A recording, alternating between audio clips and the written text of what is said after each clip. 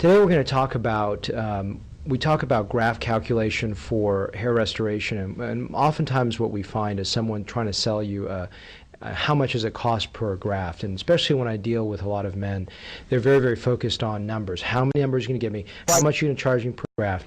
And when I tell them we don't charge per graft, they start thinking I'm being evasive. But what I want to express to you is why and how. First of all, if you think about the number of grafts that are being distributed, we will give you a range of grafts and range of hairs. The reason for it, here's a good example. Just yesterday, we had a gentleman that paid for a stage 3 procedure, and he got 5,000 hairs, which is stage 4. We didn't charge him more. We should have charged him a couple $1,000s more. Now, why didn't we? Well, it was just a lot of density. What people pay for are results. They don't pay for numbers. And of course, you have to have enough numbers to get the results. Now, let's talk about numbers. Does a 6-hair graft, a 4-hair graft, a 2-hair graft, and a 1-hair graft all count the same? Well, I don't know. Do they? Well, here's an example. Yesterday, what I was trying to do is create a very strong hairline for him. I needed a lot of focal unit grafts of 2 hairs. So I had them cut grafts up to about 700 to get those results. Now, if he was more interested in central density, which I still provided with stronger difollicular unit grafts that had about 6 to 7 hairs going through the central scalp, then he would have had fewer grafts, but his result would have been poorer in the sense of his hairline couldn't tolerate those grafts. Now, if his hairline had a very lighter hair, he could use fewer 1-hair grafts.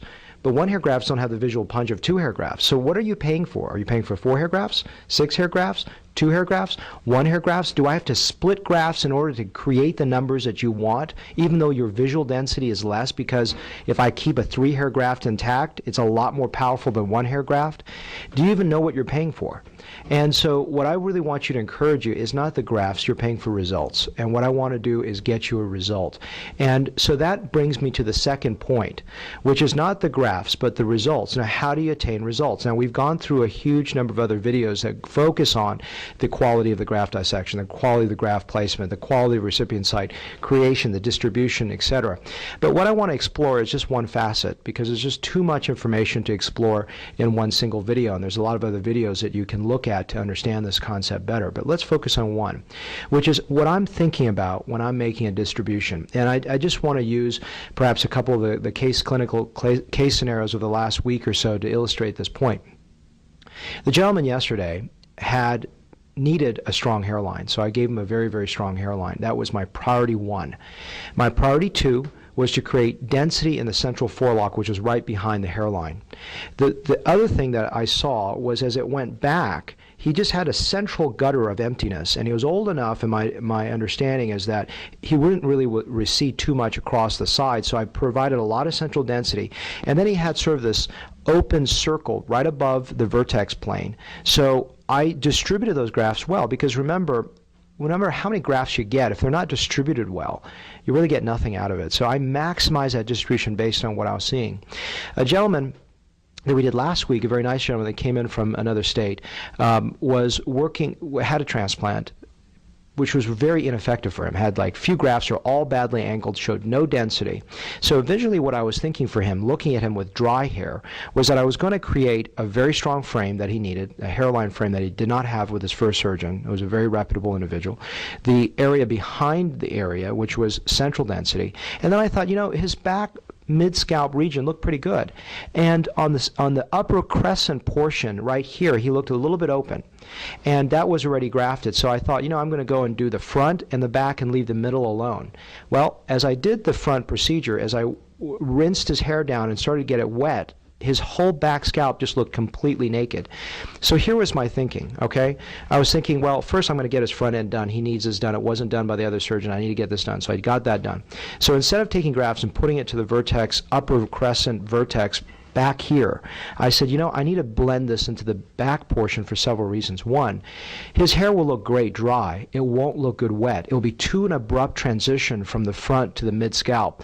The second thing is what haunted me was when he was lying down and he started to say, before I started the procedure, he says, this looks good dry, but it doesn't look good wet. And so that haunted me for that first 3 hours as I was doing it, thinking, okay, I really need to get this part done. So in collaboration with the patient, he realized that we can't get to the vertex. We need to prioritize that back scalp. That wasn't a priority 3 hours before, but as I saw what he told me, what he told me is what I saw. I need to get that backside done. So this is the creative element of good hair restoration. And I've only touched the top of the iceberg in terms of the creativity. I could spend 16 hours telling you how every single transplant I've done has been distributed well based on the patient's age, gender, ethnicity, type of hair loss, plan for future hair loss, way that the hair is styled, all these factors, density, caliber of hair, all these things go into this, my left brain process through and comes out my right brain where I think, okay, this is how I'm going to maximize the distribution. And that's what Amin and I, when we were running a course in St. Louis a month ago, I started to do this hairline workshop showing how to just draw a hairline. And that morphed into a much more complicated idea. Well, let's not just draw a hairline. I just don't want you to draw a line. That's very important that you draw it naturally, and that's what we did on Friday. On Saturday, as I was doing the advanced workshop, I started to say, look, it's not just drawing the hairline, it's does this hairline fit the patient? Does it fit the patient's age? Will it plan for further recession? Do we think about that hairline in relationship to the density back here and how we can talk to the patient about what the goals are to achieve? Does it talk about the amount of hair loss the person has? Is it achievable? Will this result look natural in 5 to 6 to 10 years? And all those things must be processed. So when you're asking a doctor, which is such an easy thing to do, how much is it per graft? Think about everything I just told you, because you're missing 98% of the equation. And I had a gentleman about 2 weeks ago that, maybe 3 weeks ago, that came in for consult, and when I finished and left the room, they asked him again. I don't understand it. He doesn't tell me the number of grafts, and we have the graft printed there in front of him, but we don't have it per graft. Is it wrong for people to charge per graft? No, it's not wrong. Absolutely not wrong. But my point is, if you don't get this video, you're not going to be my patient, and it's not a big deal because you pick patients the way you pick surgeons the way I pick patients. If my patients get it, fantastic. If you don't, there are people down the street that'll just charge you per graft and stick some hair on your head, and that's fine with me.